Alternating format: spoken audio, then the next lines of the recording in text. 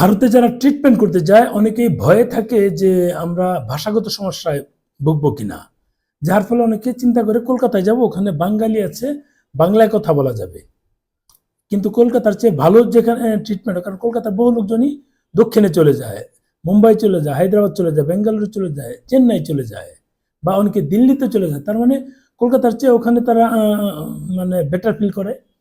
বাংলাদেশও এরকম চিন্তা করে যে ওইসব জায়গায় ভালো মানে ট্রিটমেন্ট পাওয়া যাবে, তাহলে আমরা ওদিকে গেলে সমস্যা কোথায়, ওদিকে যেতে পারি, এটা অনেকেই চিন্তা করে। কিন্তু প্রবলেমটা হচ্ছে যে সবাই এই চিন্তাটা যেটা নিয়ে আসে সেটা হলো তারা ভাষাগত প্রবলেমে ভুগবে।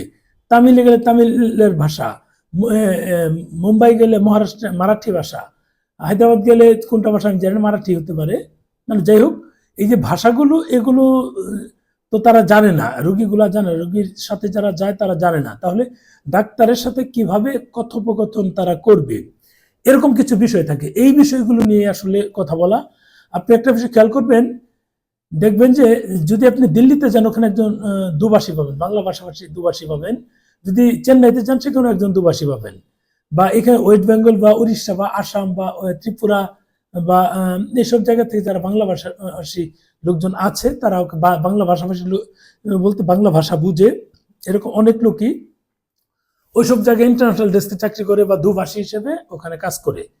এরকম রুগী যদি যায় বাংলাদেশ থেকে বা অন্য দেশ থেকে, আমরা যেহেতু বাংলাদেশে আছি, আমরা বাংলাদেশে চিন্তাই করবো। এরকম রুগীগুলো কিন্তু তারা নর্মালি এইভাবে রুগীর সমস্যাটা এই যে যিনি দুভাষী আছেন ওনাকে বলবে, আর উনি ডাক্তারের সঙ্গে শেয়ার করবে যে এই প্রবলেম আছে, মানে মন খুলে কথা বলবে, উনি মন খুলে ওখানে বলবে, যেহেতু ওনারা দুভাষী।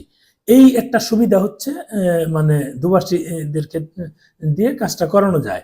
এখন যারা ভয় পান যে ওখানে যাবেন কি করে, এই ভাষাগত প্রবলেম, এগুলো কোনো ভয়ের কোনো কারণই নেই, আপনারা যান। আর যদি আমরা যেহেতু বেশ কয়েকটা হাসপাতালের সাথে কানেক্ট হয়েছি, যেমন মুম্বাইতে আপনার লীলাবতী আছে, নিউ ইরা আছে, তেরনা আছে, বেশ কয়েকটা হাসপাতাল, বেঙ্গালুরু অ্যাপোলো আছে, বেঙ্গালুরুতে আরো কয়েকটা হাসপাতাল ঘুরে এলাম, পরে হায়দ্রাবাদে আছে, হায়দ্রাবাদে 3টা হাসপাতাল গেলাম, যশোদা বলে, ইয়াশোদা যেটাকে বলে, যশোদা আছে।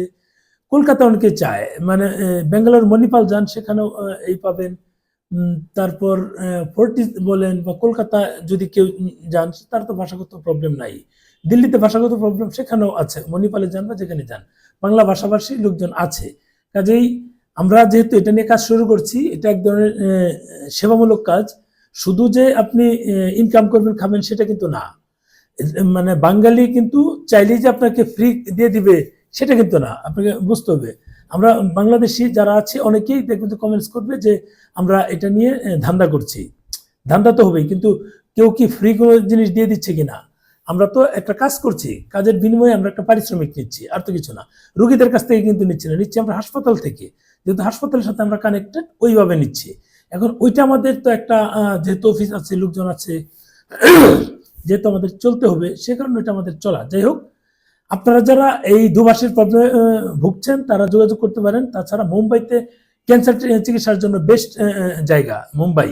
মুম্বাইতে এখন মুম্বাই মানে টাটা চিন্তা করেন, সেটা আসলে বাংলাদেশে ঘুমিং করা হয়েছে টাটা নিয়ে, আসলে টাটাও বড় বিষয় না। ওখানে অনেকগুলো হাসপাতাল আছে যেগুলো টাটার মধ্যে ট্রিটমেন্ট হয়, কিন্তু খরচ অনেক কম হয়। সেগুলো আপনাদের জানা দরকার, আপনারা জেনে যান, তারপরে টাটাতে ট্রিটমেন্ট করার অসুবিধা নেই। আমাদের সাথে অপশনগুলো আছে, জেনে যান। আর আমরা যেখানে যাচ্ছি এই লীলাবতী, এখানে কিন্তু ফিল্ম জগতে বড় বড় যারা আছে ম্যাক্সিমাম কিন্তু এখানে ট্রিটমেন্ট করে, যেমন শাহরুখ খান বলেন, সালমান খান বলেন, অমিতাভ বচ্চন বলেন, সালমান খানের বাবা সেলিম খান কিন্তু অলরেডি ভর্তি হয়েছে, এখন চলে গেল কিনা জানি না। এরকম তো তারা বড় বড় লোকগুলো যায়, তার মানে ভালো ট্রিটমেন্ট হয়। টাকার দিক দিয়ে তো বললাম যে আপনারা যেসব হাসপাতালের কথা বলেন তার চেয়ে কম খরচ হবে, সেটা চ্যালেঞ্জ দিয়ে বলতে পারি। কাজে আপনারা আসুন, এই সার্ভিস নেন, আশা করি আপনারা প্রতারিত হবেন না, ভালো সার্ভিস পাবেন, ভালো ট্রিটমেন্ট পাবেন, মানে সহজলভ্য এবং স্বল্প মূল্যে যেটাকে বলা হয়।